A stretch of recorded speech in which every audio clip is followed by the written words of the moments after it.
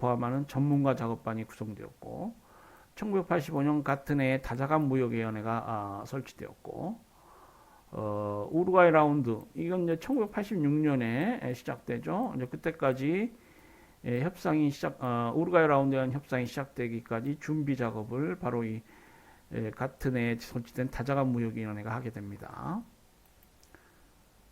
그래서 이제 그 우루과이 라운드 협상을 통해서 이 트립스 협정이 성립하게 되죠.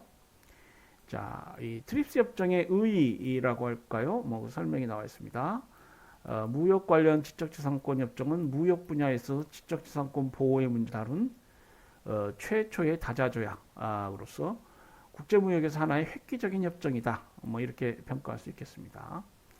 무역협상에서 지적재산권 문제에 대한 논의는 처음 있는 일이었기 때문에 협정이 체결되기까지 무역기구인 가트가 이 문제를 적정하게 취급할 수 있을지에 대한 의문이 있었다. 그래서 보면은 이 가트는 무역 관련한 통상에 관련한 국제기구고요. 이 지적재산권 문제를 어떻게 다룰 것인가 의문이 많이 있었는데요. 말씀드린 대로 새로운 지적재산권 보호에 관한 새로운 법들을 만든 게 아니고 국제협약 플러스 방식, 기존의 국제협약을 인용해서 보호 수준을 정하고 그거보다 못하면은 트립스 협정 위반이 되고요. 그거보다 플러스 더 나은 보호를 하면은 뭐 괜찮은 국제협약은 이제 최소 기준이 됩니다. 그래서 기존의 지적재산권 관련 국제협약을 수용하고 추가 조치만 협정에 반영하는 방법을 채택했다. 이렇게 봅니다. 이러한 WTO 무역 관련 지적재산권 협정에 따라 기존의 국제 지적재산권 협정의 실효성을 높이고 지적재산권의 국제적인 보호 수준을 상당히 향상시키는 결과를 가져오게 되었다. 그래서 이제 보면은 이 협정은 결국 어려운 남북 대립 속에서도 종국적으로 그 타협이 이루어지고 협정이 체결되고 국제협약 플러스 방식이라는 지혜를 통해서 결국 그 지적재산권 보호 문제에 관한 국제사회의 갈망을 현명하게 해결하였다라는 데 그 협정의 의의가 있겠습니다. 자, 협정의 목적과 적용 범위라고 할까요? 무역 관련 지적재산권 협정은 국제무역의 왜곡과 장애를 줄이고 지적재산권의 유효하고 적절한 보호를 촉진하며 무역에 대한 장벽이 되지 않을 지적재산권 보호의 수단과 절차를 마련하는 것을 목적으로 하고 있다. 이 협정은 다른 회원국의 국민에 대하여 적용된다. 다른 회원국 국민이라 하면 파리협약, 베른협약, 로마협약, 워싱턴협약 등에서 보호 자격을 갖는 자연인 또는 법인을 의미한다. 그래서 다른 회원국 국민에 대해서 적용되는 그런 협약이 됩니다. 또 이 협정에서 대상으로 하는 지적재산은 저작권 및 저작인적권, 상표, 지리적 표시, 의장, 특허, 집적 회로 및 배치 설계, 영업비밀. 그래서 대표적인 어떤 지적재산권은 다 망라되어 있습니다. 그리고 그 협정이 적용되는 범위에 있어서 다른 회원국 국민에 대해서 회원국 간 적용되는 건 물론이고 다른 회원국 국민에 대해서도 그대로 적용되는. 왜냐하면 기존 국제협약이 그 다른 회원국 국민을 보호하기 위한 여러 규정들을 두고 있기 때문에 그렇다고 볼 수 있겠습니다. 자, 협정의 기본 원칙을 보겠습니다. 우리가 계속 들어온 내국민 대원칙, 최국대 원칙이 협정에 들어가 있습니다. 그러니까 회원국 간 이 지적재산권 보호에 있어서 차별해서는 안 된다. 그러니까 무차별주의가 WTO 트립스 협정에도 그대로 들어와 있는 것입니다.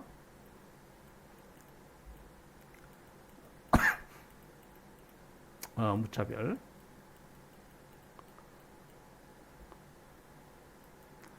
예. 자, 내국민 대응 원칙은 내국민과 외국 기업, 외국인을 차별해서는 안 된다는 것이죠. 회원국은 지적재산권 보호에 있어서 자국민에 대우하는 것에 비하여 불리하지 않은 대우를 다른 회원국 국민에게 부여하도록 하고 있다. 그런데 이제 그 기존 협약, 그러니까 파리 협약, 베른 협약, 로마 협약, 직접 회로에 관한 협약에서 예외적으로 내국민 대우를 적용하는 부분은 본 협정에서 제외된다. 이 기존 협약을 원용하고 있기 때문에 그 기존 협약에 따라서 내국민 대우 원칙이 적용되지 않는 경우는 이 트립스 협정에도 내국민 대우 원칙이 적용되지 않습니다. 자, 최국대 원칙이 채택되어 있습니다. 지적재산권 보호와 관련하여 한 회원국이 다른 회원국 국민에게 부여하는 모든 이 혜택, 특전 또는 면책 등은 즉시 그리고 무조건적으로 다른 모든 회원국 국민에게도 부여해야만 한다.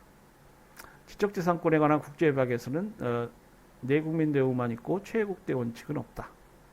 예, 지적재산권 보호협약을 보면은 그 내국민 대우만 있어요. 근데 이제 이게 통상 문제, 무역 관련한 문제가 되기 때문에 보다 포괄적으로 그 범위가 확정되게 됩니다. 확대되게 되죠. 그래서 무역 관련한 지적재산권 보호는 결국 최국 대우 원칙까지 요구하게 된다는 것입니다.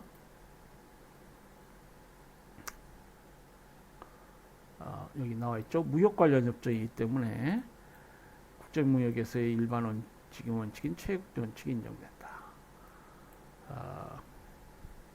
그래서 그 지적재산권 보호 관련해서 통상 분쟁이 일어날 수 있어요. 왜 너희 나라는 저쪽 나라에 대해서는 이렇게 우대한 조건으로 이렇게 취급 대우하고 우리나라는 이렇게 홀대하느냐? 예?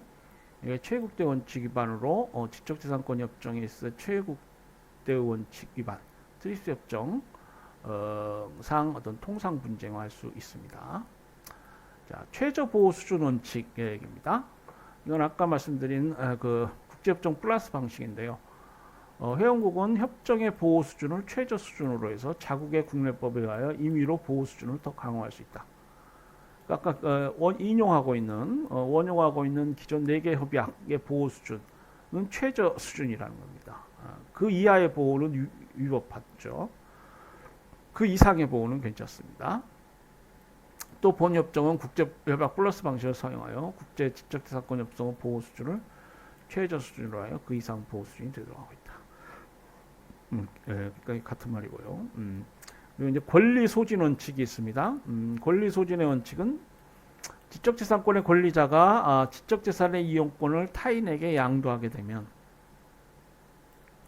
자신의 권리는 소진되어 다시 자신의 권리를 주장할 수 없다는 원칙. 이 권리 소진의 원칙입니다. 지적재산권법상 원칙인데요. 이 권리 소진의 원칙은 국제무역에서는 병행 수입과 관련해서 중요성을 가진다. 병행 수입 문제가 있어요. 병행 수입이라는 건 우리 여기 주에도 있지만 원 권리자로부터 실시권을 받은 타국의 실시권자가 상품을 생산하여 원 권리자 국가로 수출하는 것을 말합니다. 그러니까 내가 수입하고 이 기술을 이용해서 상품을 수출한다. 죄송합니다. 상품을 수출한다. 그러니까 그 수출한다라도 같이 수입한다. 그런 입장에서 이제 병행 수입입니다. 그러니까 자신의 권리는 한번 이제 그 이용권을 주게 되면 소진되니까 이 병행 수입 이 가능하게 됩니다. 그러니까 권리 소진을 인정하게 되면 원 권리자가 자신의 지적재산권의 시권을 타국업자에게 양도하고 그 타국에서 만들어진 상품이 다른 타국이나 원 권리자 국가로 수출될 수 있게 된다. 그러니까 병행 수입이 가능한 거죠. 예를 들면 라이센스 계약으로 미국 업자로부터 기술을 도입한 한국의 업자는 이 기술로 만든 제품을 미국이나 다른 나라에 수출할 수 있다는 것이다. 권리 소진의 인정은 기술 수출국의 입장에서는 불리하고 기술 수입국 입장에서는 유리하다. 무역 관련 지적재산권 협정에서는 이를 원칙으로 규정하지 않고 각 회원국이 이에 관한 사항을 자유롭게 결정할 수 있도록 하고 있다. 그래서 권리 소진 원칙에 관해서는 이제 회원국 자유롭게 결정할 수 있겠습니다. 자, 투명성 원칙이 채택되어 있어요. 투명성은 국제 통상 관계에서 일반적으로 인정되는 원칙으로서 개별 회원국의 법이나 제도의 운영이 투명해야 한다는 것이다. 투명성이 있어야 협정이 실효성 있게 운영될 수 있고 관계 당사자의 예측 가능성을 높여줄 수 있는 것이다. 이거는 지금 국제통상법입니다. 법이기 때문에 그리고 공법 영역이기 때문에 뭐 투명성의 원칙은 당연하겠습니다. 이러한 투명성을 확보하기 위하여 공개성, 오픈니스, 명료성, 클리어니스, 공정성, 페어니스, 검증 가능성, 베리파이어블니스가 보장돼야 한다. 이거 항용 나오는 말이죠. 그리고 이제 타협약 준용 원칙, 뭐 이건 앞에도 나왔습니다만 국제협약 플러스 방식. 그러니까 기존의 국제 지적재산권 협정 규정을 준용해서 그 보호 수준을 새롭게 만들지 않고 기존 국제 지적재산권 협정 규정을 준용하고 있습니다. 아까 말씀드렸지만은 4개의 주요 지적재산권 분야 국제협약이 준용되고 있습니다. 파리 협약, 베른 협약, 로마 협약, 워싱턴 협약 이렇게 되겠습니다.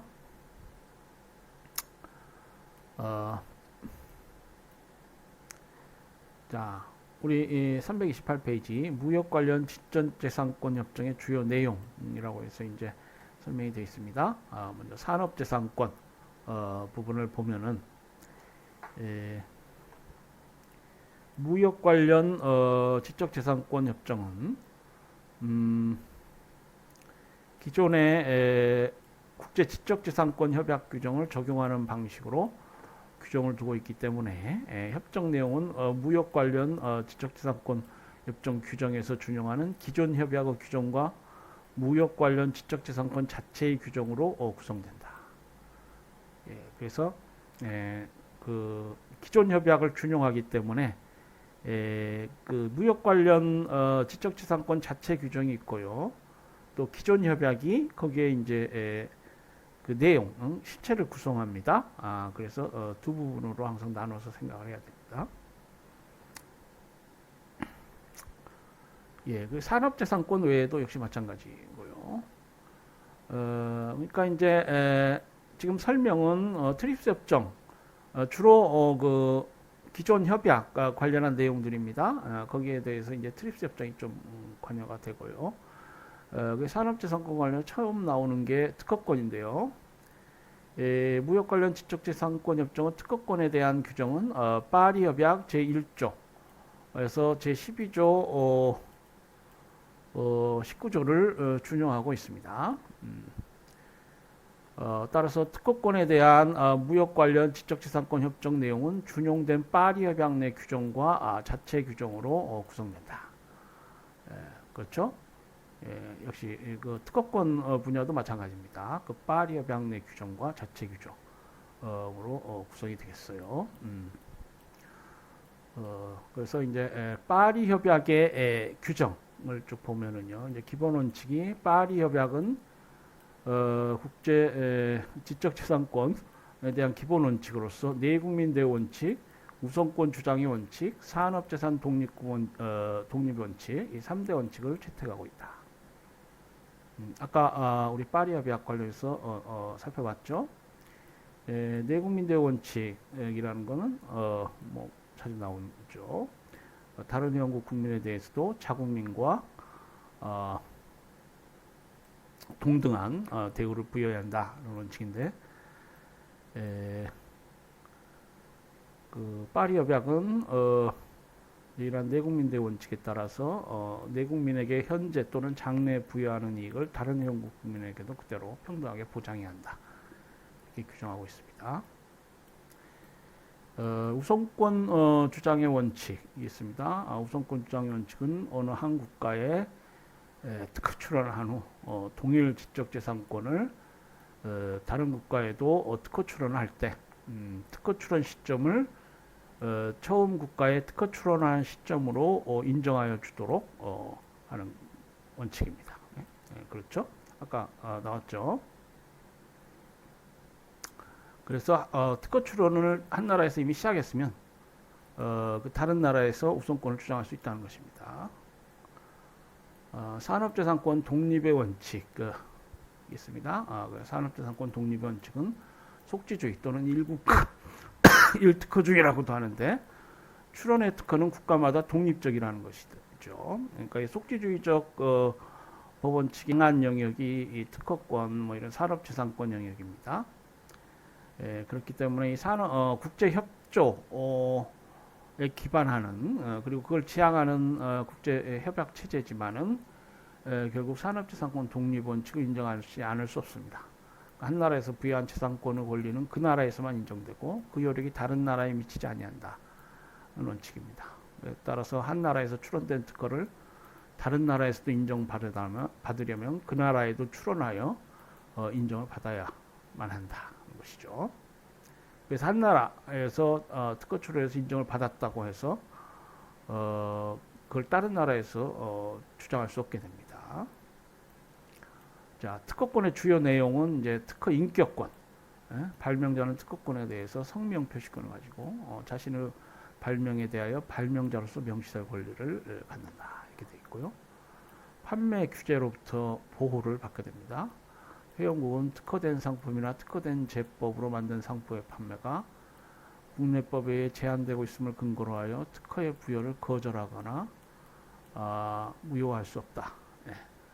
그래서 판매 규제하고 특허 부여 이런 부분은 다른 부분이다. 이렇게 분리되어 있죠. 다음 강제 실시권에 관한 부분이 있는데요. 특허권자에게 일정 기간 동안 배타적인 권리를 인정하지만 그 보호 기간 동안 준소유권으로서 배타적인 권리가 인정됩니다.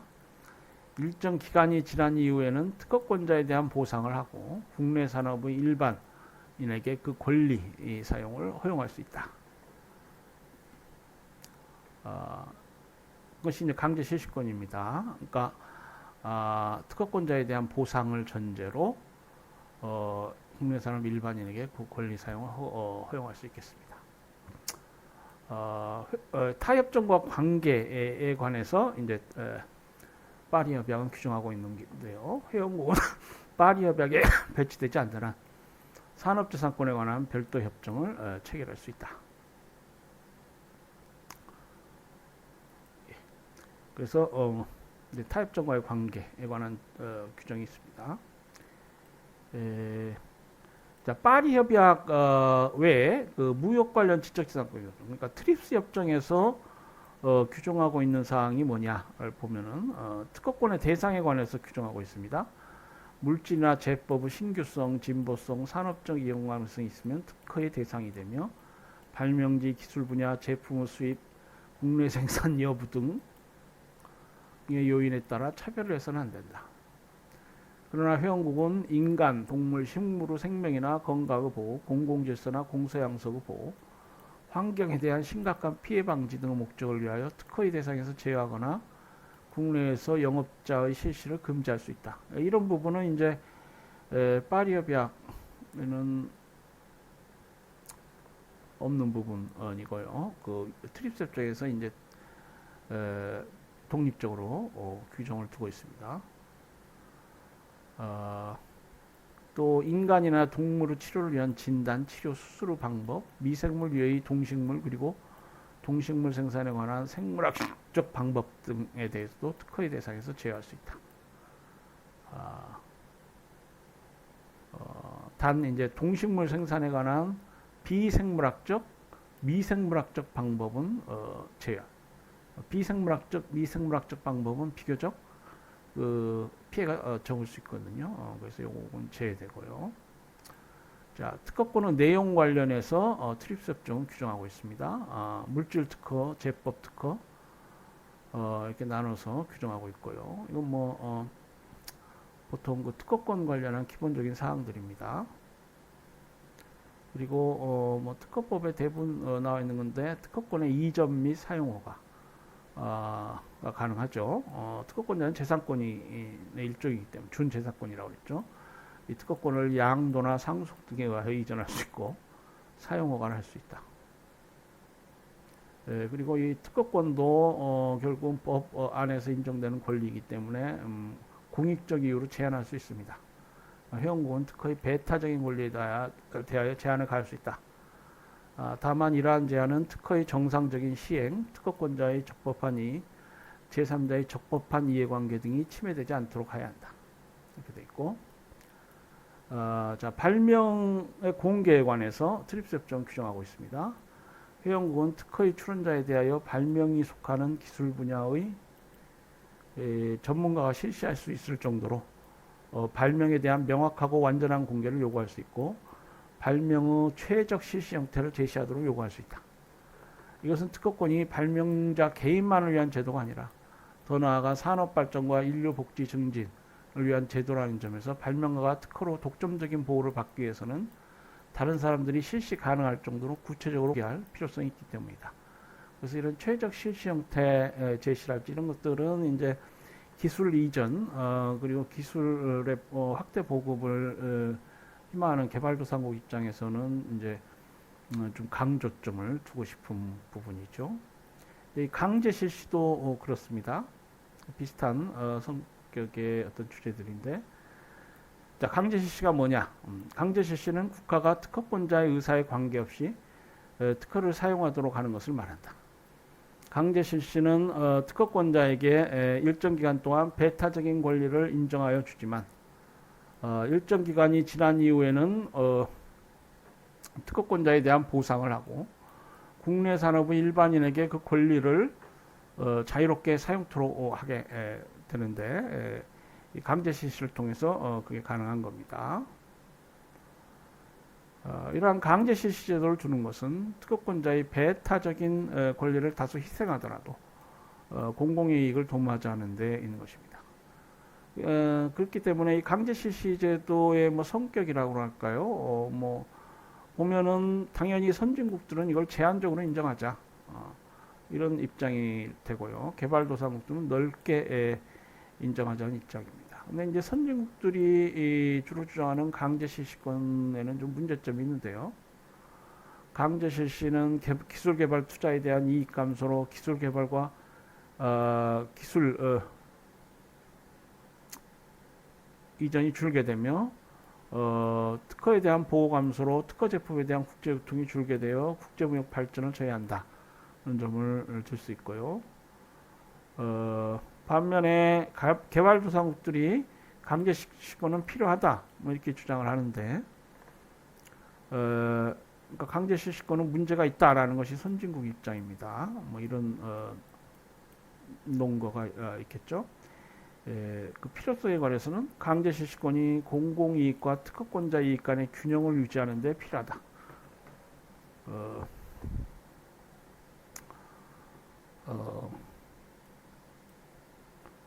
실시되지 않는 특허권이나 기술 독점 등 특허권 남용에 대한 시정수단으로 필요하다.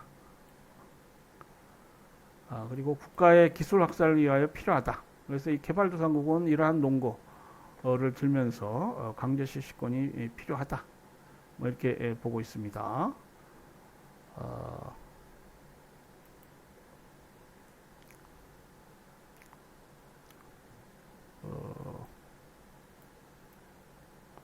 자, 강제 실시의 요건 관련해서 지적재산권협정에서는 국가 간의 이해관계를 절충하여 강제 실시권을 허용하되 그 요건과 규칙을 엄격히 규정하고 있다. 그래서 이제 이 강제 실시권 부분에 관해서 그 우루과이 라운드 협상 당시에 선진국과 후진국 그룹들이 많이 대립을 한 그런 부분입니다.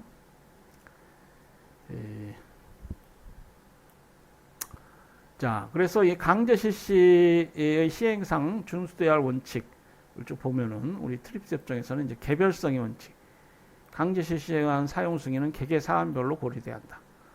그러니까 뭡니까? 포괄적으로 어떤 경우에는 강제 실시를 할 수 있다 그런 어떤 규정을 두어서 이제 그런 게 되면은 개발도상국 입장이 많이 반영된 것인데요. 개별성의 원칙을 취하고 있습니다. 다음으로 보충성의 원칙, 강제 실시한 사용 예정자가 합리적인 상업 조건으로 특허권의 사용 승인을 받기 위한 노력을 하였음에도 불구하고 승인을 받지 못하였을 경우에만 이 강제 실시가 허용된다. 보충성의 원칙입니다. 다만 국가 비상사태, 극도의 긴급 상황, 공공 목적의 비영리적인 사용 등의 경우에는 보충성 요건을 충족하지 않아도 된다. 그리고 최소한의 원칙에 따라서 강제 실시가 인정됩니다. 강제 실시 범위와 기간은 승인된 목적을 달성하는 데 필요한 최소한에 한정돼야 한다. 특히 반도체 기술의 경우는 공공 목적의 비상업적인 사용이나 반경쟁적 관행을 교정하는 경우에만 국한된다. 예, 이렇게 되어 있고요. 통상 실시권의 원칙에 따라서 강제 실시가 행해지도록 되어 있습니다. 그러니까 그 실시권이라는 건 이제 전용 실시권, 통상 실시권이 있는데 강제 실시는 통상 실시권에 한정된다는 것이죠. 전용 실시권은 실시자만 사용할 수 있을 때 이걸 우리가 전용 실시권이라고 하고요. 타인도 사용할 수 있는 실시권은 통상 실시권입니다. 협약에서는 강제 실시를 통상 실시권에 한정하여 강제 실시되더라도 특허권자도 직접 사용하거나 제3자의 사용 허가를 할 수 있는 것이다.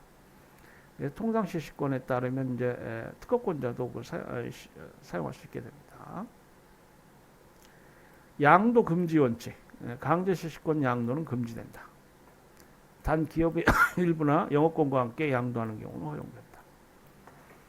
그래서 이런 전용 실시, 양도 이런 것들은 이제 개인법적으로 것이고요. 강제 실시는 공익적 이유에 한 것이니까 이제 그런 것들은 인정되기 어렵겠습니다. 그리고 이제 강제 실시는 국내 실시 원칙에 따라서 행해집니다. 강제 실시권은 이를 승인하는 회원국의 국내 시장에 공급하는 목적으로만 허용돼야 한다. 이렇게 있고요. 한시성의 원칙, 보상의 원칙, 사법적 심사 원칙 이런 원칙들이 또 강제 실시로 규정되어 있습니다. 한시성의 원칙이라는 것은 강제 실시가 필요한 상황이 종료되고 더 이상 재발 가능성이 없다고 판단된 때는 강제 실시를 종료해야 한다. 한시적으로 강제 실시권이 인정된다는 것이죠. 이때 강제 실시권을 부여받은 이해관계인의 적법한 이익을 충분히 보장해야 한다. 특허권자에게는 사용 승인의 경제적 가치를 고려한 적정한 보상금을 지급해야 한다. 보상의 원칙이 채택되어 있습니다. 그리고 이 사법적 심사 원칙, 이 사법 심사라는 것은 이제 근대 문명국가 헌법의 하나의 기본 원칙이죠. 주디셜 리뷰, 독립된 사법관청에 의해서 행정부나 입법부가 견제받는 그러한 원칙입니다.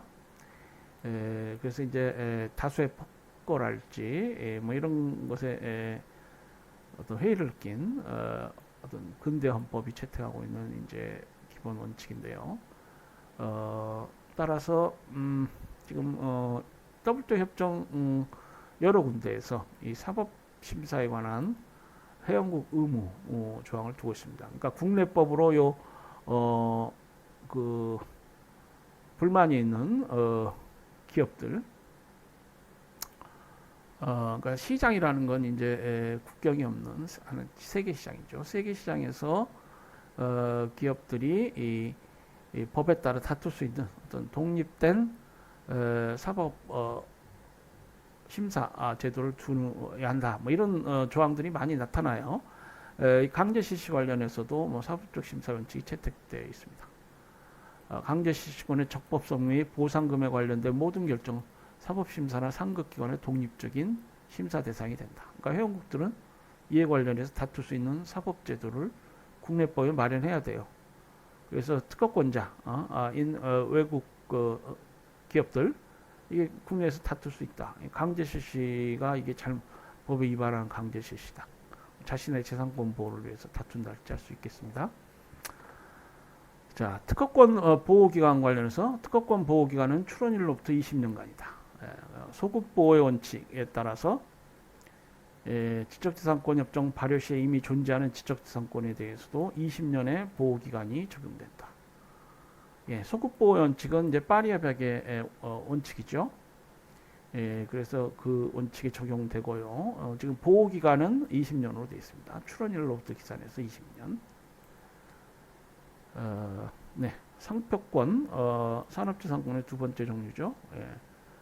네, 시간이 다 된 것 같습니다. 네, 10주차 전반부 2회 시, 2차 시, 3차 시 강의분이 되겠는데요. 이만 강의를 줄이도록 하겠습니다.